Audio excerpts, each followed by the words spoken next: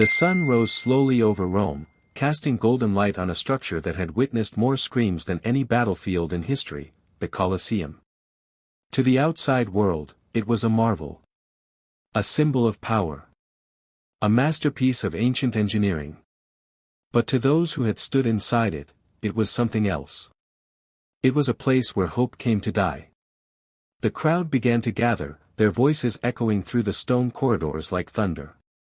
Over 50,000 people filled the seats, waiting, not for entertainment, but for blood.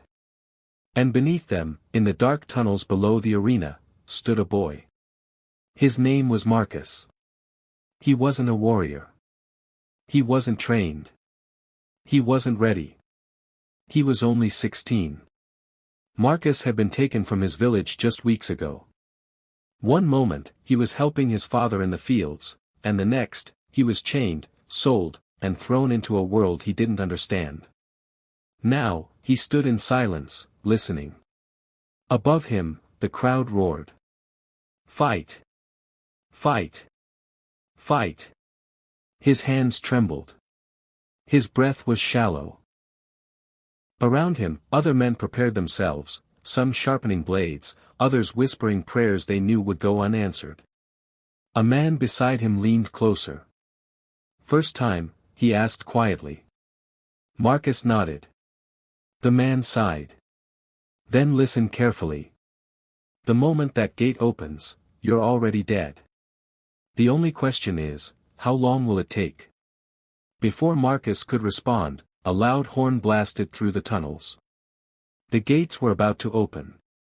The guards moved quickly, pushing the fighters into position. The heavy iron doors in front of Marcus creaked as they began to rise. Light flooded in. Blinding. Deafening. Terrifying. Marcus stepped forward, his heart pounding so loudly he could barely hear anything else. The sand beneath his feet was warm, but stained. Dark patches covered the ground. Blood.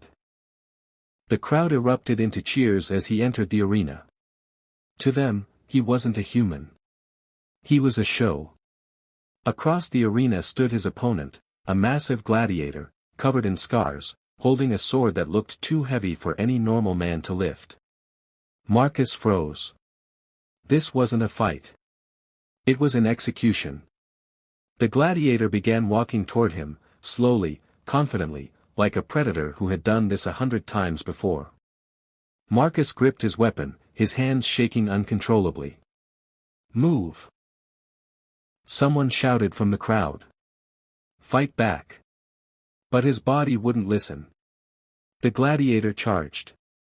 In that moment, something inside Marcus snapped. Not courage. Not strength. But instinct. He moved. Barely avoiding the first strike, he stumbled across the sand. The crowd gasped. The gladiator turned, surprised. Marcus ran. Not away from the fight, but around it. He wasn't trying to win. He was trying to survive. Each second felt like an hour. Each breath felt like his last. The gladiator attacked again, and again, but Marcus kept moving, dodging, slipping, falling, getting back up. The crowd's cheers slowly changed. They weren't cheering for blood anymore. They were watching something unexpected.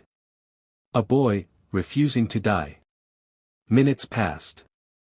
The gladiator grew frustrated. Tired. Angry. And then. A mistake. He swung too hard. Marcus saw it. For the first time, he didn't hesitate. He stepped forward. And struck. The blade connected. Silence fell across the arena. The giant fell to his knees, then collapsed onto the sand. Marcus stood there, frozen, staring at what he had just done. The crowd didn't cheer. Not yet. They waited. All eyes turned to the emperor. The decision. Life, or death. Marcus dropped his weapon. He couldn't breathe. He couldn't think. The emperor raised his hand. paused.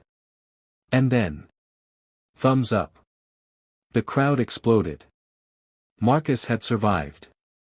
But what he didn't know was that surviving once was only the beginning of his nightmare. That night, Marcus didn't celebrate. He couldn't. The cheers of the crowd still echoed in his head, but they no longer sounded like victory. They sounded like hunger. Because now he understood the truth.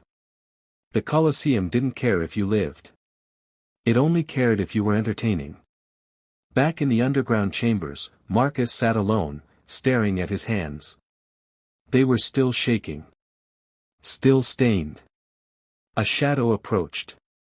It was the same man from before. "You survived," he said. Marcus looked up. "For now." The man nodded. "That's how it works. They save you, so they can watch you die later." Marcus swallowed hard. "Is there any way out?"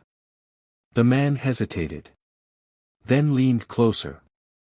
"There's something you should know, something they don't want anyone to realize." Marcus listened carefully.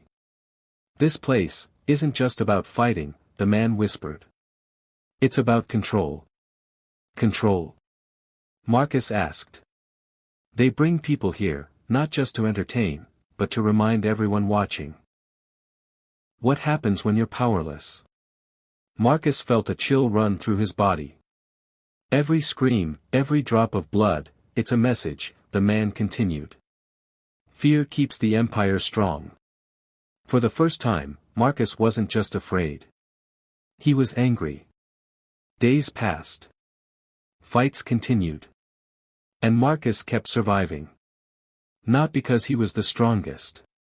But because he was learning. Learning how to move. How to think. How to read his opponents. But more importantly, he was learning the system. The guards. The gates. The patterns. And one night, he made a decision. He wasn't going to die in the Colosseum. He was going to escape it. The plan was simple. Dangerous. Almost impossible. But it was his only chance. During the next event, when the arena was at its loudest, when the crowd was most distracted, he would disappear. The day arrived. The Colosseum was louder than ever. The gates opened. Marcus stepped into the arena once again. But this time, he wasn't there to fight. He was there to vanish. The battle began. Steel clashed. Sand flew. The crowd roared. Marcus moved quickly, blending into the chaos. Then, he saw it. A small opening near the edge of the arena. A maintenance gate, slightly open. Unnoticed. Unprotected. His heart raced. This was it. He ran. Every step felt heavier than the last. The noise behind him grew louder. Someone noticed. Stop him. But it was too late. Marcus slipped through the gate. Into darkness. He ran through narrow tunnels, his breath echoing off the walls. Behind him, footsteps followed. Guards. Closer. Closer. Then. Light. An exit. He pushed forward. And burst out into the open streets of Rome. Free. For the first time in weeks. He stopped running. The noise of the Colosseum faded behind him. But the memory would never leave. Marcus looked back one last time. The massive structure stood tall, unchanged, as if nothing had happened. As if it had never taken anything from anyone. But Marcus knew the truth. The Colosseum wasn't just a monument. It was a reminder of what humans are capable of. Both the cruelty and the courage.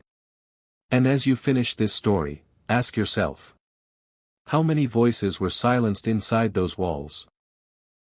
How many stories were never told? And how many were just like Marcus?